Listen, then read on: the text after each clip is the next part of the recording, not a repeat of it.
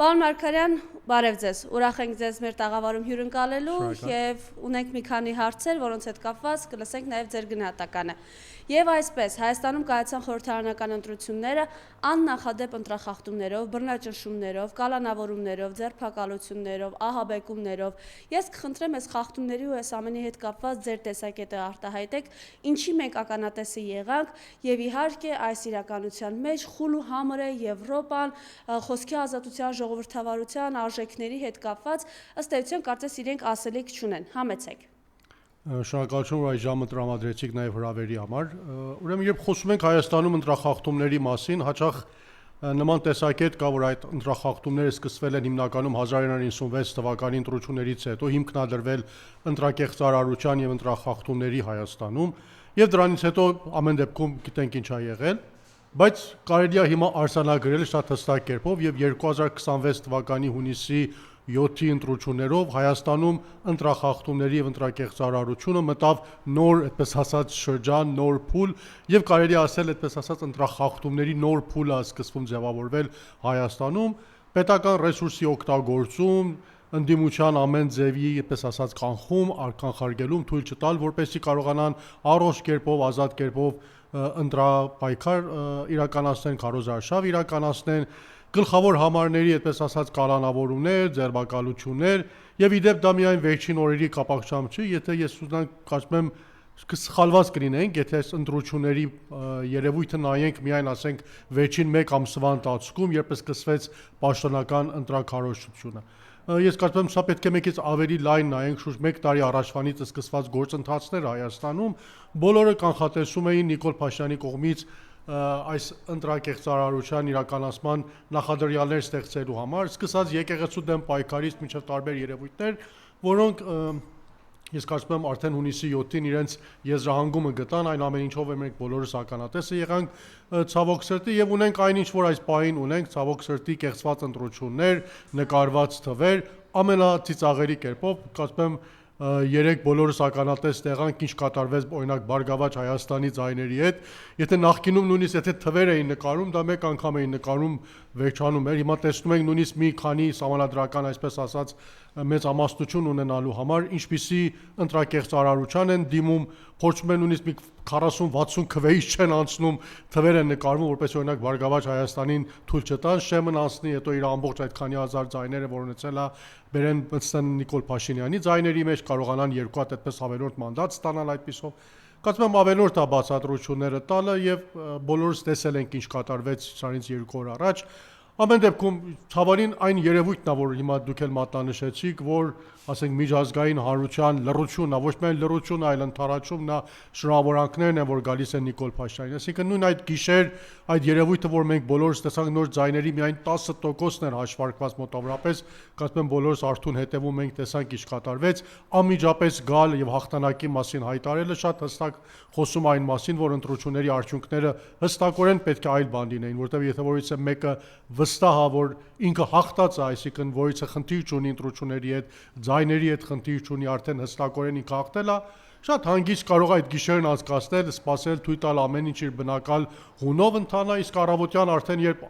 արդյունքները ամփոփված կլինեն, ամփոփված արդյունքների հիման վրա թույլ տալ, որպեսզի կենտրոնական ընտրական հանձնաժողով արդյունքները հայտարարի ով է հաղթանակած, հետո ինքը գա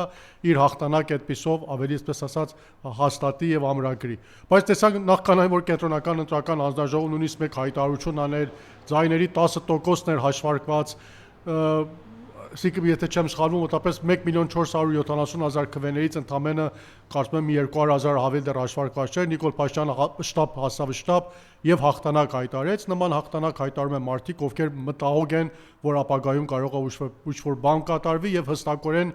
այնպիսի իրավիճակ են ստեղծում, որ դու կատարվում ես, կանգնում ես կատարված փաստի դիմաց, պարզապես հրահանգ է իջեցվում ընտրական կենտրոնական հանձնաժողովին, որ ես հաղթած եմ, սրանից հետո հիմա քեզ է մնում, այլևս թվեր այնպես նկարես, որ իմ ուզած բանը այդտեղից դուրս գա։ Միջազգային հանրությունը այս ամեն ինչը տեսավ, եվրոպացի դիտորդներ, ովքեր եկել էին այս ամեն ինչը տեսան, ցավոք սրտի լռությամբ տարան,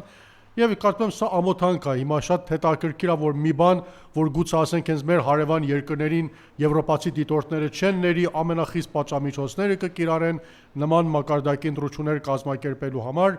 Հիմա նույն ընտրությունները եթե Հայաստանում է կազմակերպում Նիկոլ Փաշինյանն է կազմակերպում, ամեն ինչը մի տեսակ կարծես նորմալ է, օքեյ է իրենց համար, եւ սա խոսում է նստակ հարցի մասին, որ Նիկոլ Փաշինյանի ընտրությունը եւ վերարտադրվելը հիմնականում հենց սա ձեռնտու է այդ շրջանակներին եւ իրենք անում են ամեն ինչ, որպեսզի Նիկոլ մնա իշխանության եւ կարողանա այդպիսով ծառայի այդպես ասած սպասարկի իրենց օրակարգերը։ Պարոն Մարգարյան, այսինքն ըստ էության, եթե ինքը չունենար Նիկոլ Փաշինյանից վախերը, անհանգստությունները եւ իրապես չհասնելը, որ ինքը պարտված է, որտեղ իրոք պարտված է, որտեղ շատերն ասում են դեռ հենց հարց է, եթե ԲՀԿ-ն 4 ընտրատեղամասում բացահայտել է 120 ձայնի ողացվածություն իրենց ձայների, պարզ է թե ընդհանուր պատկերը եթե բացահայտվի ինչ է լինելու, չէ շտապի, չէ գիշերը 2-ին գար, ճեպազորից գար եւ խոսեր, որ ինքը միաձայն այլևս իշխանություն է։ Տեսեք, ես այնքան լավատես չեմ, որ ասեմ օրինակի համար, եթե քվեների վերահաշվարկում լինի կամ փորձենք բոլորը ճիշտ քվեները կազմենք, օրինակի համար Նիկոլ Փաշինյանը կունենա, ես իշխան 10% ձայն։ Այդպես բնականաբար չի։ Բնականաբար ինքն ունի որոշակի քանակությամբ ձայն, գուցե այն ձայները, որ իրեն տրվել են, իսկապես հենց այդքան ձայն եղել է։ Կարևոր ընդդիմության բաժնում, այսինքն այն ծրագիրը, որ ընդդիմությունը իրական փորձում էր իրականացնել, դա իրականություն չդարձավ, պարզապես հենց այդ թվերը նկարելու բերումը, որտեղ ասենք հիմա փոքր ձայներ ընդդիմությունից քաղելով, բնականաբար թույլ չէ տալիս, որ նրանք կարողանան պես ասած որոշները շեմն ասեն, օրինակի համար պատկերացրեք միավորված թևերը օրինակի համար կարողանար մտներ ազգային ժողով, նրա ձայները փոխարեն գնային Նիկոլ Փաշինյանի, բնականաբար դառնալու էին մանդատներ, ասենք ընդդիմության հաշվին։ Բնականաբար այդ փոքր ձայներով այս համակարգով, որ ցավոք սրտի գոյություն ունի Հայաստանում ընտրական համակարգով, հիմա նույնիսկ եթե դու ձայների մեծամասնությունն էլ չշահես ընտրություններում, մեկը կարող ես այդպես ասած փոշիացած ձայների օգնությամբ դառնալ իշխանություն։ Բայց ամեն կերպով փորձում են, գիտեք, փորձում է բոլոր հնարքներից Նիկոլ Փաշինյանը օգտվել, հիմա դա էլ այն հնարքներից մեկն է այդ համանդրական հնարավորություններ, որ ստեղծում է փոշիացած ձայները։ Հիմա եթե մենք շահեինք, ասենք ընդդիմությունը շահեր, դա կարող էր մեր օգտին, մյուս կողմից օգներ մեզի, բայց հիմա այսպես է ստացվել, բայց կարծում եմ բոլորիս համար հստակ է, որ ամեն դեպքում նորմալ պայմաններում, բնական պայմաններում, եթե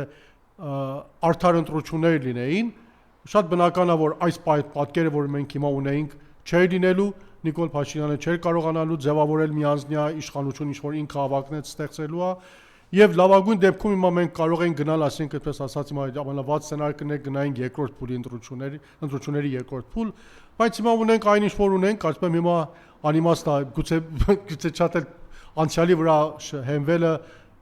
լավ չլինի, ավելի լավ է մտածել ապագայի մասին, սրանից հետո ինչ պետք է լինի մեր քայլերը եւ ինչ պետք է անի ընդդիմությունը, որպեսզի կարողանանք այս ստեղծված իրավիճակից ճիշտ դուրս գանք եւ կարողանանք իրավիճակը պահել վերահսկողության տակ։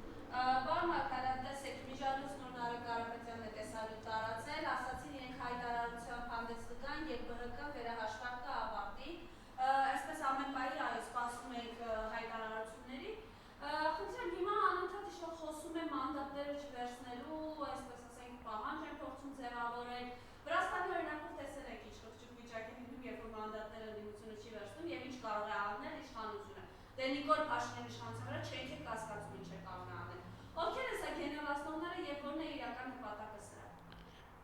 Դե մանդատները վերցնել չվերցնելու մասին, կարծում եմ վերջնական որոշում կայացնող ընդդիմությունն է եւ նրանք պետք է հիմա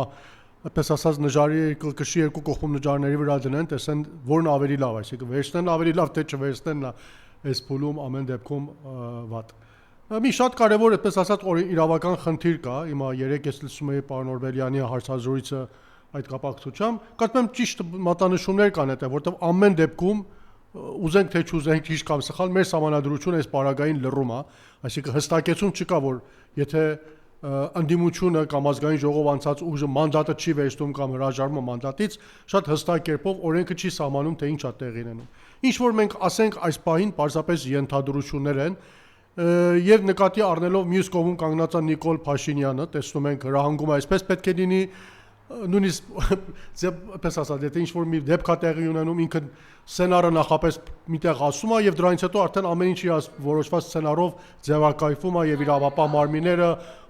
դատախազությունը բոլորը գնում են այդ ուղղությամբ։ Հիմա այս դեպքում են նույնն է, այսինքն եթե ինքը մի բան որոշի, բնականաբար այդ օրինական դաշտը փորձեն ստեղծել իր ուզածի համար։ Հետևաբար մի քիչ անորոշ է մանդատների չվերցնելը մեզ ինչ իրավիճակի վրա կկանգնես։ Ես իմ անձնական եթե տեսակետ ուզենաք հարցնեք,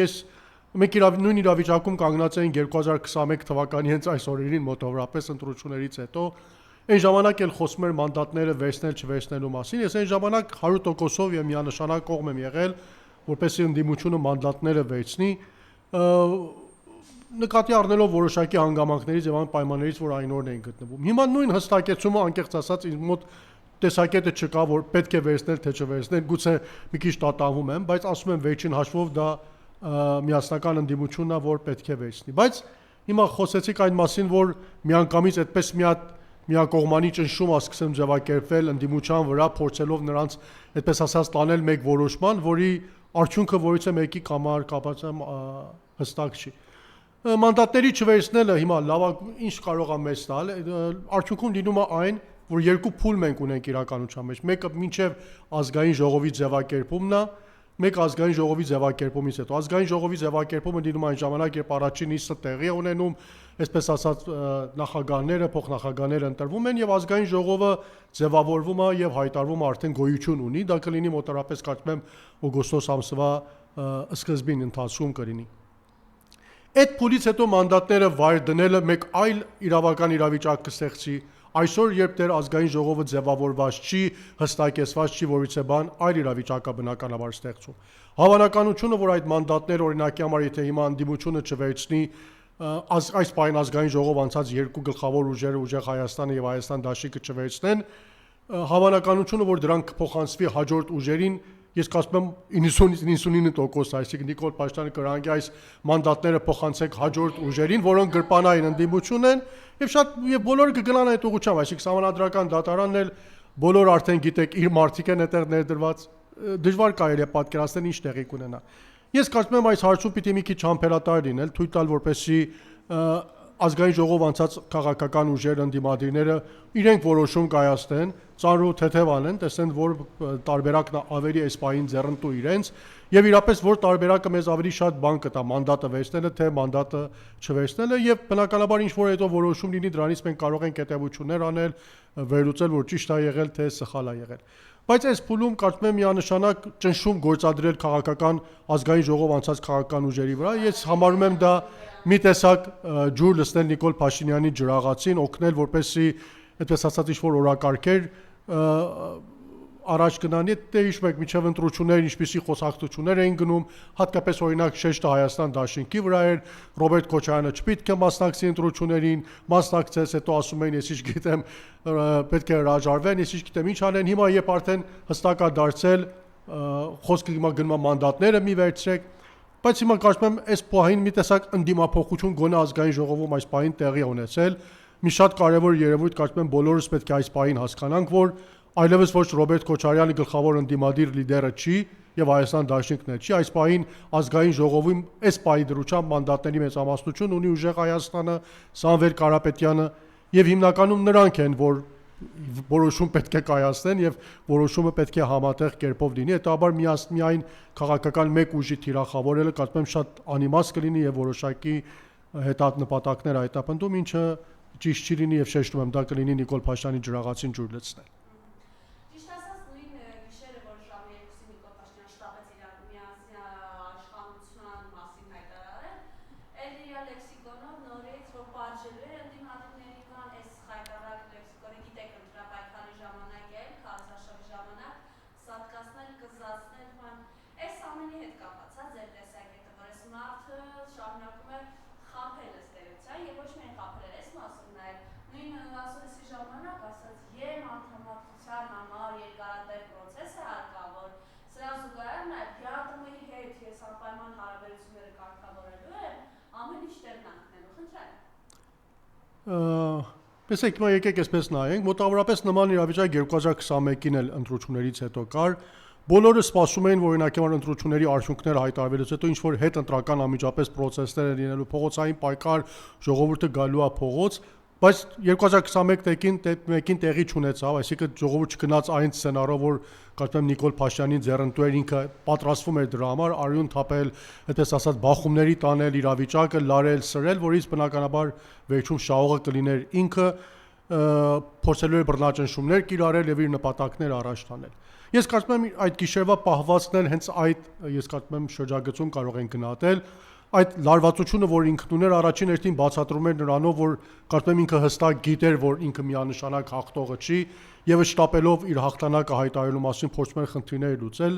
եւ այդ գրգռվածությունը, այդ նյարդայնությունը կարծում եմ այդտեղից էր գալիս։ Մի տեսակ նաեւ կարծում եմ ինքը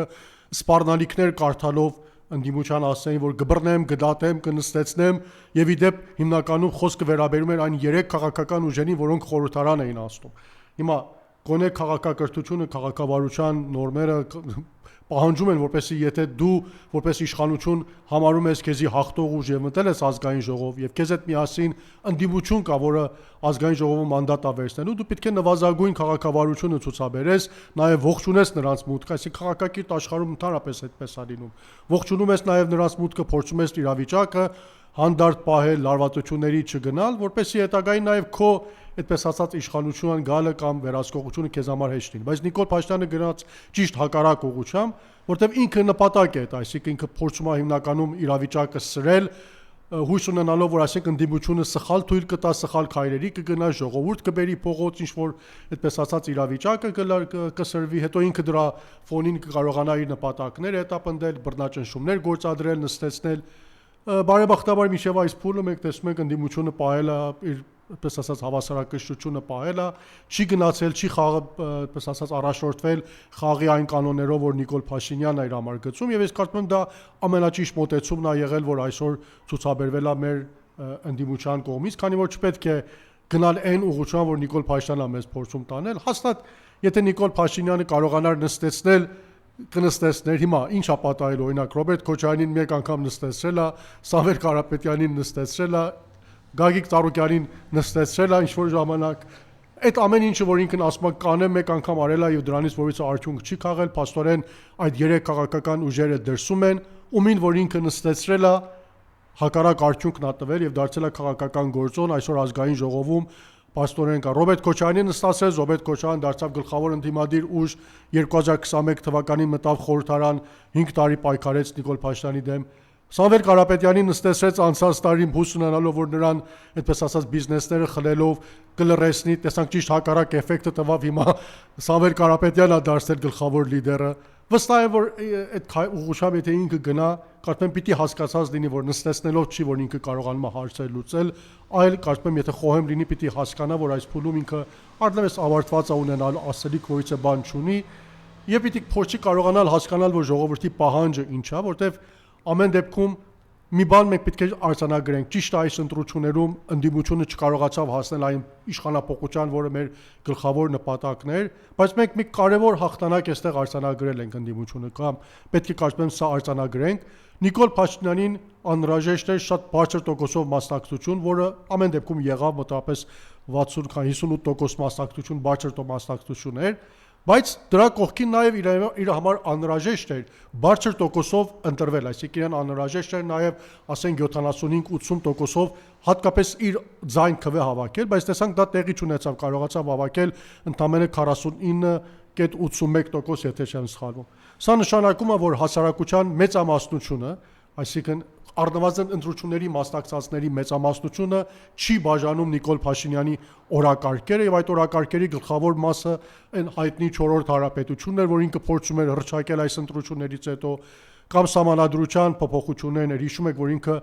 շատ լավ հասկանում է, որ օրինակ հանրաքվե անցկացնելով սահմանադրությունը հեշտությամբ չի կարողանալու փոխել, որտեղ այնտեղ այս տոկոսները այլևս չի կարող, ձայների փոշիացման տոկոսներ չկան, քվեներ չկան, շատ հստակ կերպով ինքը որոշակի քանակությամբ ձայն պիտի հավաքել, բոլորս էլ գիտենք, որ այդ ձայնը հանրաքվեի ընթացքում չէր կարող հավաքել։ Ինքը կարող էր հույս ունենալ, որ այս ընտրություններում իր օրակարգի համար քաղաքեր, այսինքն 75-80% ձայն, հետո դա կդներ իր հարաքվեի հաշվին, դա կներկայացներ որպես սահմանադրության փոփոխության հարաքվեի կապակցությամբ ժողովրդի տեսակետ, բայց բարեբախտաբար դա այս պահին տեղի չի ունեցել եւ նկատեք իր խոսույթի մեջ հիմա հիմնականում այդ թեմաների մասին շատ էլ չի անդրադառնում, 4-րդ հանրապետությունը գրեթե հիմա չի խոսում այդ մասին, սահմանադրության մասին խոսում է ապագայում ինչ-որ բաներ։ Սա կարծում եմ մեր ընդդիմության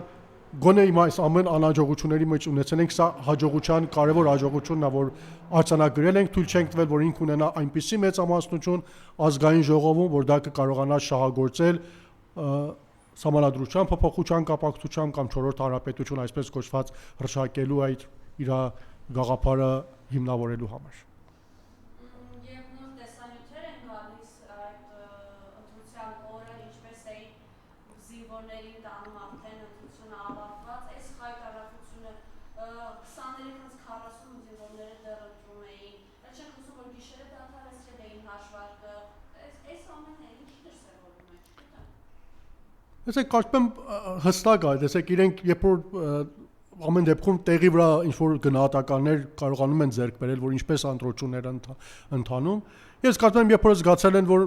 ընտրությունները իրենց ցանկացած կերպով չի գնում, նույնիսկ այդ փոքր ձայներն են իրենց համար, փոքր ձայները կարող են ինչ-որտեղ հավաքվին, իրենց ինչ-որ օգուտ տա, գնացել են այդ քայլին, իհարկե սա նորություն չի, եթե հիշեք 2021 թվականի ընտրություններին էլ զինվորներին այդպես կամազներով բերել էին ընտրությունների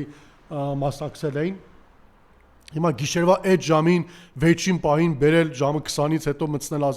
ընտրատեղամաս եւ փորձել քվեարկություն կազմակերպել լրագրողներից մեկը չեն ցալում Լիա Սարգսյանն էր որ հայտարարել նույնիսկ 20-ից հետո են փորձել բերեն բայց ժողովուրդը կանխելա թույլ չեն այո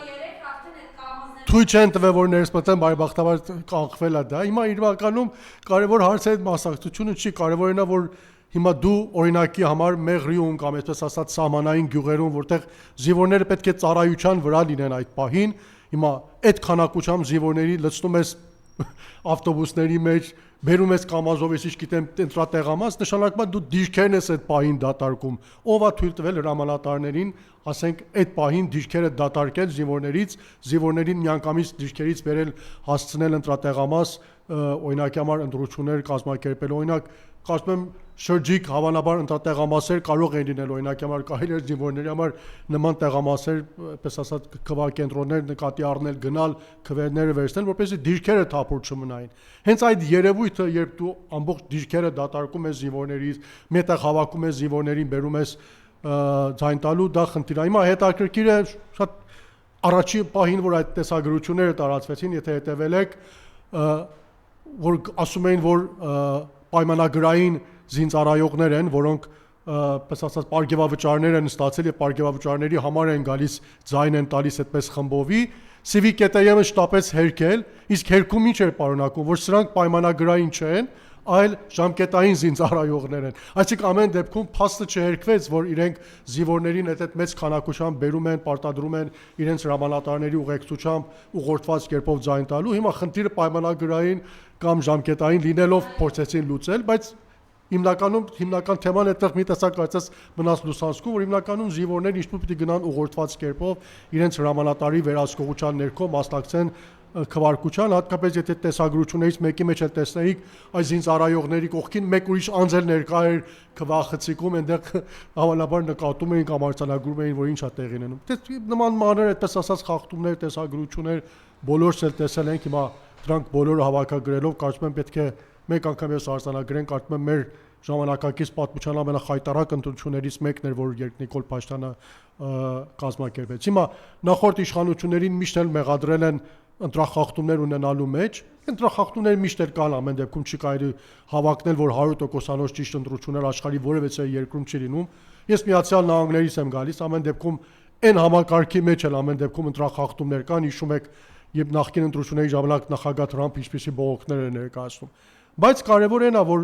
Նիկոլ Փաշինյանը հավակնում էր, որ իր կազմակերպելու ամենաարդար, ամենաթափանցիկ, ամենաճիշտ ընտրությունները, բայց հիմա տեսնում ենք արձանագրվում է ճիշտ հակառակը եւ ես կարծում եմ մեր պատմության ամենավատ եւ ամենաանարդար ընտրությունների կազմակերպման մենք ականատես ենք եղել։ Եվ պարոն Մարգարյան իհարկե շտապեցին օգնության հասնել թե ինչին հասնել Թուրքիան եւ Ադրբեջանը, Թուրքիայի ԱԳՆ-ի տարածած հաղորդակցությանը կուզեմ անդրադառնալ Ադրբեջանի նախկին արտգործնախարար Տոֆիկ Զուգարովը շնորհավորեց Ադրբեջանի ժողովրդին, համեցեք։ Կարծում եմ արդեն բոլորս նկատեցիք, որ ընտրությունների արդյունքները հրապարակվելուց հետո երկու խումբ մարդիկ մեծ ոգևորություն էին ապրում, ուրախ էին, մեկը ԿՊՆ-ը եւ իր աջակիցները, մյուսը թուրք-ադրբեջանցիներն էին, որոնք մեծ ոգևորությամբ ողջունեցին Նիկոլ Փաշինյանի վերընտրությունը։ Կարծում եմ դա միակ ամենալավ տարբերակն էր, որ իրենք այդ ամենալավ նվերն էր, որ ստացան այդ օրը այդ վերընտրությունն էր ցավոք սրտի։ Եվ թանկուն չի, որտեղ հետո եթե չեմ սխալվում նման մեկ այդպես ասած հայտարարություն եղավ Ադրբեջանից, որ դե հիմա որ Նիկոլ Փաշինյանը ընտրվեց, այլևս որից է պատճառ չկա պայմանավորվածությունները չկատարելու համար, ինչ որ պայմանավորվել է, ինչ որ խոստացել է, պիտի կատարի։ Շատ հստակ կերպով կարծում եմ ինքը մինչև հիմա եթե կարողանում էր ինչ որ խուսափել պայմանավորվածությունները կատարելուց, դա պայմանավորում էր ընտրությունների հետ, հիմա փորձում են ադրբեջանցիներին համոզել, դե հիմա չեմ կատարում, սպասեք ընտրություն լինի, ընտրություններում ես կհաղթեմ, հետո կկատարեմ, հիմա շատ հստակ կերպով իր առջև կարծում եմ Թուրքիան եւ Ադրբեջանը ավելի հստակ Ադրբեջանը պահանջ են դրել, որ հիմա արդեն քո ուզածն էլ կատարվեց, ընտրություններում հաղթել ես, դե հիմա կարծում եմ գալու է պայմանավորվածությունները կատարելու պահը։ Եվ արդեն բոլորս գիտենք այդ պայմանավորվածությունները որոնք են, հիմա ինքը որքան էլ որ այդ թրիփը փոչի կոչել թրիփ, մեկը դա Զանգեզուրի միջանցքն է, անվանակփոխված կերպով, որը պետք է շատ շտապ կերպով իրականություն դառնա։ Կարծեմ ադրբեջանցիների վերահաստատ վերաբնակեցումն է Հայաստանում, որ ցավոք սրտի իրենց օրակարգի մեջ կա, որքան էլ որ Նիկոլ Փաշինյանը փորձի դա հերքել, Ադրբեջանից եկող ազդակները բոլորը ուշում են այն մասին, որ Նիկոլ Փաշինյանը թեև միանձնյա ինքը իր կողմից այդպիսի տեսակետ ունի, որ ինքը կարողացել է հասնել դրան, որ թեման փակի, բայց տեսնում ենք, որ Ադրբեջանի կողմից թեման փակված չի, խորհրդաժողովներ, ցանկաբար հայտարարություններ, հիմա չասենք վաղը կամ այսօրն է դա տեղի ունենալու, բայց ամեն դեպքում որոշակի ժամանակ հետո Ադրբեջանը փորձելու է դրան հասնել եւ տեսնում ենք չկա որևիցե պահանջ, որ Ադրբեջանը վերջին այս 5 տարիների ընթացքում 7 տարիներից հետո պատերազմից հետո 6 տարիներից հետո պատերազմից հետո դրած լինի մեր դիմաց, ավելի շուտ Նիկոլ Փաշինյանի դիմաց եւ դրան հասած չլինի։ Սա էլ հերթական կարծում եմ պահանջն է, որ իրականությունա դառնալու սահմանադրությունը արդեն ձևաչափը գտել են ինչ անեն, Զանգեզուրի ձևաչափը գտել են ինչ անեն անվանակոչում։ Վստահ եղեք, որ Նիկոլ Փաշինյանի մասը համար են ինչ որ մի պատրվակ կգտնի դա իրականություն դարձնելու համար։ Հիմա մեզ մնում է հասկանալ, որ այս իրավիճակի մեջ մենք ինչպես պետք է դիրքավորվենք, ինչպես պետք է աշխատենք, կարծում եմ չշտապենք, սպասենք, որտեղ ընտրությունները դեռ հազիվ 2 օր է անցել, մենք դեռ ընդդիմության կողմից գոնե ազգային ժողով անցած 2 գլխավոր ուժերի կողմից այս պահին, եթե Բարգավաճ Հայաստանը չհասնի առնվազն 2 գլխավոր ընդդիմադիր ուժեր ունենք, հստակ դեռ դիրքորոշումների եւ հայտարարություններ չենք ունեցել, կարծում եմ այդ հայտարարությունները եթե հրապարակվեն, հետո մենք կարծում եմ կկարողանանք շատ ավելի հստակ կերպով տեսակետ հայտնել եւ դիրքորոշվել։ Շնորհակալություն։ Ես եմ շնորհակալ։